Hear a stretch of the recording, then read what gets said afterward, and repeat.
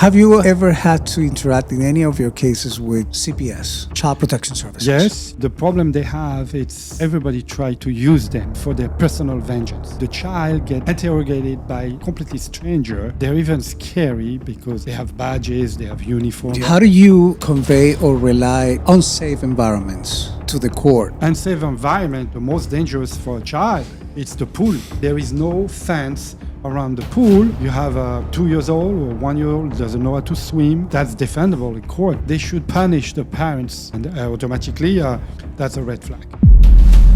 Have you ever had to interact in any of your cases with CPS, Child Protection Services? Yes. I heard that they are horrible to deal with. Yeah, I mean, no, they're not horrible. They do their job. They try to do their best, okay? You can understand that the problem they have, it's everybody try to use them, okay, for their personal vengeance. Okay. They have more lied manipulation statement than real state, okay? It's horrible. I think they should punish the parents when they try to use DCF for incriminating The other parent. the other party, and it's only fake. It's not true. It was built up from scratch.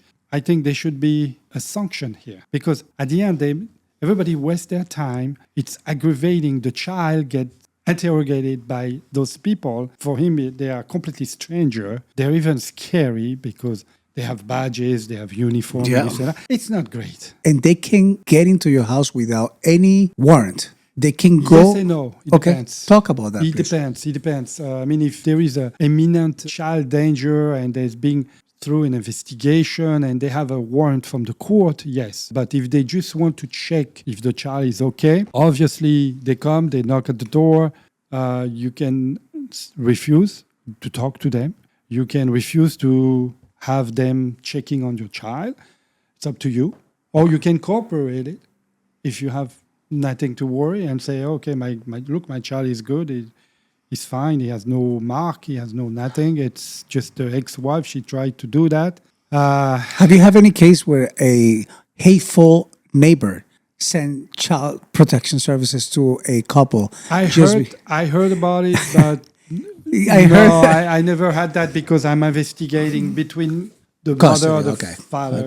It's not something with the neighbor. Right. But I know it happens all the time. The neighbor called because they hear the child yell, crying and being beat up and things like that. Yeah, no, it happens. How do you convey or rely unsafe environments to the court so that the court can rely on the proof that you're giving? Unsafe environment, I mean, the most dangerous for a child, it's the pool. If one of the parents has the custody of the child and there is a pool and there is no fence around the pool, and then we can see that because we can take photo videos. We use a drone. We take photo videos from 200-300 feet with a zoom, and we can see what really happened there. Of course. And that's defendable in court, and automatically that's a red flag because you have a pool. You have a 2 years old or 1 year old doesn't know how to swim with no fence around the pool. That's a no-no. There's many things. Kids can be in danger in the house with other chemical products, Clorox, cleaning products, things that they are not locked correctly. Okay. There's a lot of stuff that can be a danger for the child. This one is super interesting. Thank you, Sandra from Hialeah. I appreciate this question. Why do courts care about who a parent associate with? Okay. Again, it's very important. If you get married again with a child molester or child predator, okay, or someone who has a very intensive violence, anger management, domestic violence, things like that. That's a probable cause to lose a custody. Okay. First of all, you have to be a responsible woman to be marrying a child predator. Okay, or a guy who was convicted to molested a child, underage kids. You gotta be twisted to do that. I don't think. You should know that. You should check your boyfriend, okay? For sure. And if you tell me you don't know, I don't believe you. Because today everybody can check it. It's public record. You go to the child predator or sex offender database. It's in Florida. It's FDLE. You put the name of your boyfriend in there, and you see if it's coming out. If it's coming out, and you're still with him, you have a problem. Okay. I got a Stephanie from El Doral. I believe that's your area, right? No. No? Okay. No.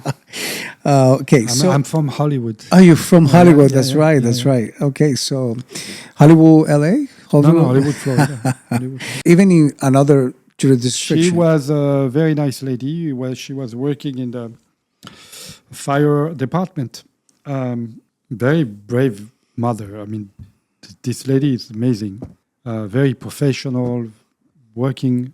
And the kids had a condition too. He has autism. And the father took up with the mother, his mother. They kidnapped the kids, and they rent a car. They abandoned the car, and they passed Cross the border. They crossed the border, and they went to Canada, and they got arrested.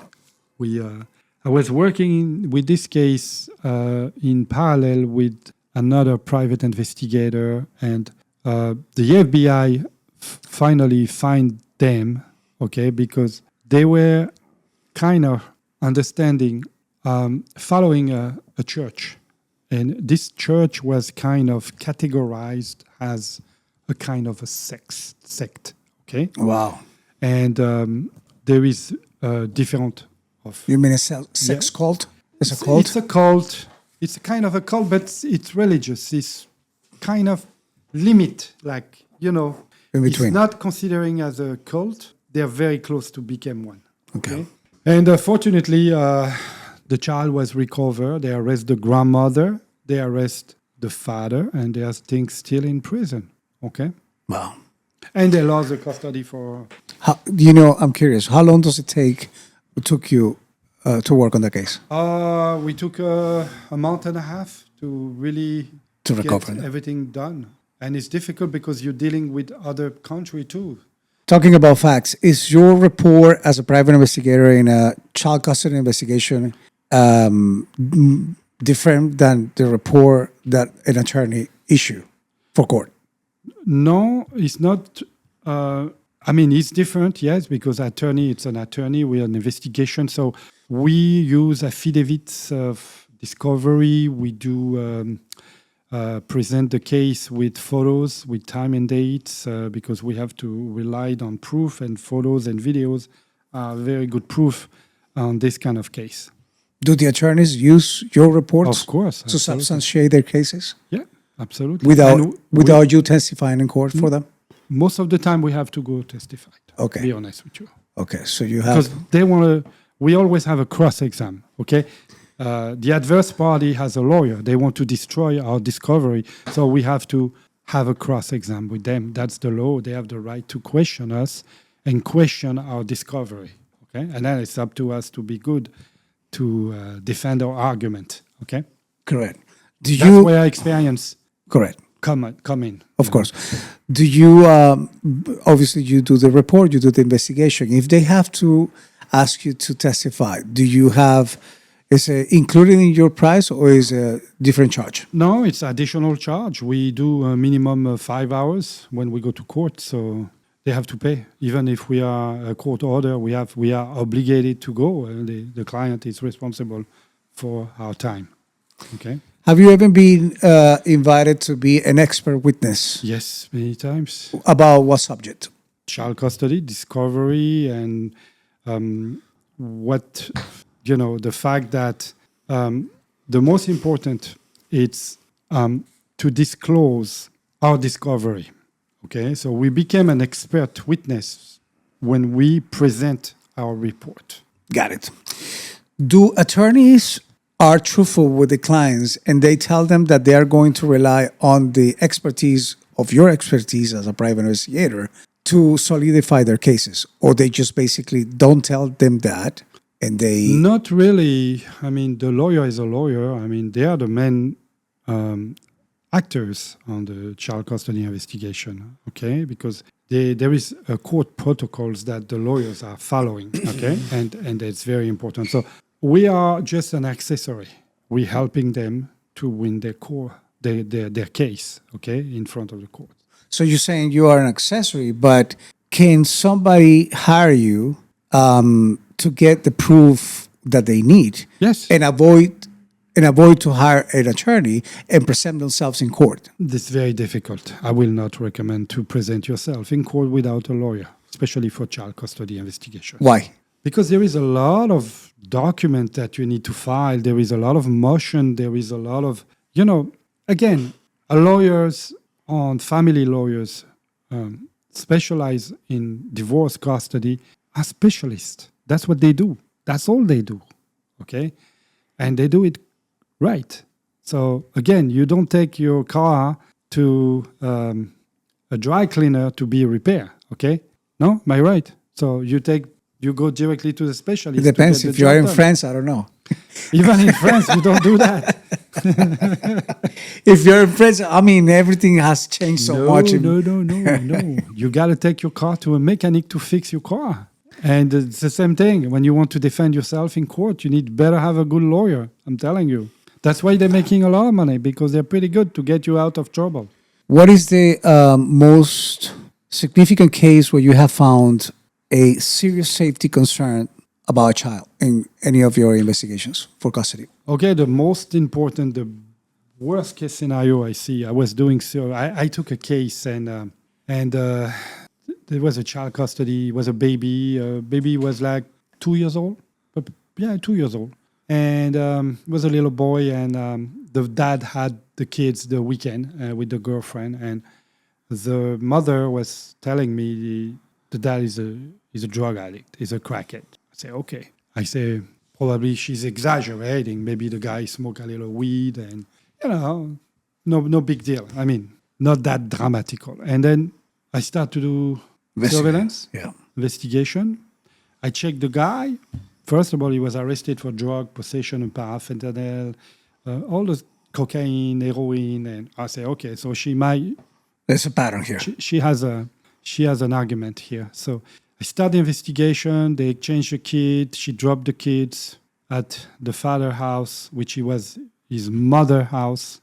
Kids goes inside, and I start the surveillance in front of the house. I mean, I had a nice view. I was not in front, but little 1 or 2 blocks, and I was zooming in and out and see what's going on around the house. And all of a sudden, I see the gate pushing up, and I don't see anybody. You see, you look high to see someone pushing a door. Right. And I don't see, and I see a little kids with a diaper, no shirt, just a diaper, completely naked with a diaper, walking by itself in the street. Wow. And he was my client's son, baby. So I take videos, all those things. And I got concerned, and I called directly the police, and I get out of my car and grab the kids before it's too late, before that someone run over or the kids disappear in the nature. Right. And the police arrived. It was in Fort Lauderdale. Fort Lauderdale police arrived. And I hold the kids. I was sitting with the kids on the floor, and I was, of course, filming. And the cops comes and they say, what happened? I say, I find this kid working by itself in the street, but I'll be honest with you, I am a private investigator. I'm doing a child custody investigation. And I was watching the father of this child because the mother was concerned about the safety. And all of a sudden, I see the kids leaving the property by itself. And you have it on video? Yeah, I have it on videos and everything, blah, blah, blah. They went inside the house, and the father and the girlfriend was overdosed, and the father was passed out. Oh. They were using crack. So she was right. She was absolutely right. They had pipes, and they have crystal of mat, And they were sharing custody? And he had like a 30-70, which means she had more than him, but still.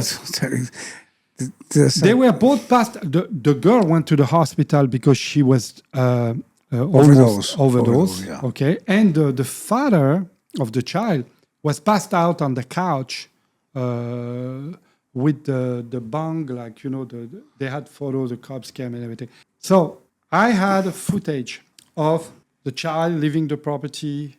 I rescued the child, the police came. Then we had a police report with photos, and we had arrest of the father. The father got arrested right away. Of course, they sent him first to the hospital, but they put him in handcuff and everything. So everything was like on paper. So we went to court with that. We had enough evidence. It took me 6 hours to do the case only. Okay, so we got lucky. I got lucky. Thank God I was there for the child.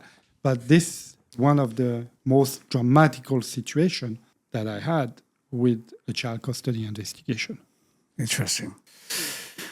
Where can your listeners learn more about ethical child custody investigation and your services? Can you repeat? Where can they learn more about your services for custody On my investigation? website. Okay. And watching my podcast. Absolutely. Okay. I see you launch sometimes shorts, and you also have podcasts at Apple and we have Spotify. a podcast. We have different episodes about child custody. This one is very good because hopefully we answering questions that people have. People have a lot of questions about child custody and family affair. This one just popped. When should a parent consult you instead of acting alone? When immediately. They should not act alone, okay? Because first of all, whatever they can, a lot of time they're looking for something, and a lot of time it's fabricated, because it's, emotional, and also they might not retain it in court because it's coming from you. When it's coming from a third party or professional private investigator, Licensed professional. It has a lot of weight for you. That's going to help you definitely more than anything. Great. I think we have covered most of your questions, and we are super, super pumped that you have reached out to us to get answers to your concerns. Obviously, he is available via web, phone call. Yeah, you can call me anytime, email, send me a message on WhatsApp. If you have more questions, please, you're welcome. And you can come to my office. We have a free consultation to analyze your case to see what we can do for you.